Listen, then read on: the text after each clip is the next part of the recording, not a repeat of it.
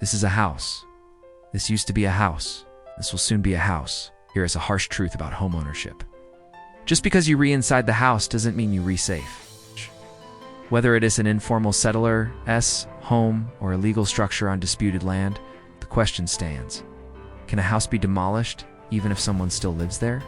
In this episode of Kalye Talk, we dig into what the law says about demolition of occupied properties, who can order a demolition and who can't, the legal process that must be followed, emergency demolitions versus court-ordered demolitions, and real examples of houses destroyed without notice, and how to protect yourself. If you've ever been threatened with eviction or you're building on borrowed or informal land, this episode is for you. Because in the world of land disputes and legal power plays, being inside the house doesn't always mean you own the keys. In the Philippines, the law does not explicitly prohibit the demolition of an occupied dwelling.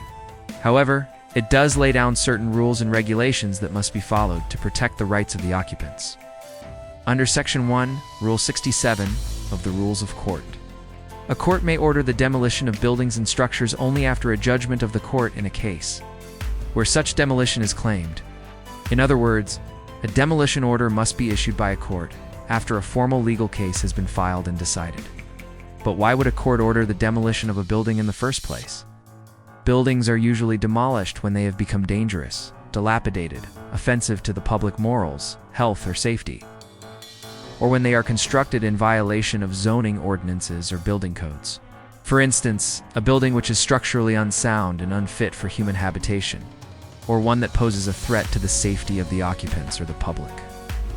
Or say a building that has been used for illegal activities such as drug dealing or prostitution.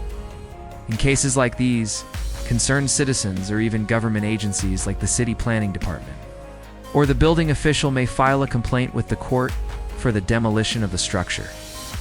Under Presidential Decree 1534 or the Revised Building Code of the Philippines, the local building official has the power to demolish buildings and structures that have become dangerous to the public due to age, neglect, or otherwise.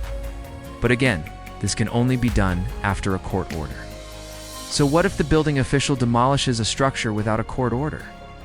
In this case, he would be said to have acted without jurisdiction, and the demolition would be considered illegal. The owner of the building may then file a complaint for illegal demolition, and may also file criminal charges against the building official. Also, if a building is demolished in an illegal manner, the person or persons responsible for the demolition may be held liable for damages under the Civil Code. Any person who willfully and intentionally destroys or damages the dwelling house of another is liable for the value of the dwelling, and for the expense for its reconstruction at the place where it was originally constructed. What if the demolition is not done by the government, but by the landowner or somebody claiming to be the owner of the land on which the house is built? In this case, the person who has the better title to the property prevails. He can file a complaint in court to recover possession of the land. And once the court has made a final decision in his favor, he can proceed with the demolition of the house. However, he cannot demolish the house before the court makes a final decision in his favor. Otherwise, he would also be liable for damages. As a general rule, the person demolishing the house is liable for damages if he does so without a court order.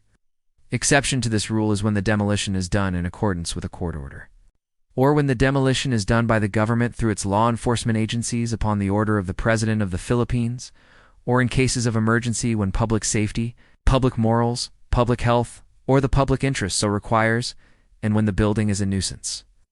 Such demolition shall be made at the expense of the local government unit. For instance, in the case of demolition of squatter structures, it is well settled that the government may not resort to self-help remedies, demolish houses, and displace families without a court order. Social justice. Thus, in the landmark case of Kilisbayan v. Gingona, the Supreme Court ruled that demolition without a court order is illegal, and that the cost of demolition and relocation assistance to squatters should be charged against the landowner or developer. Now, did you learn from this episode?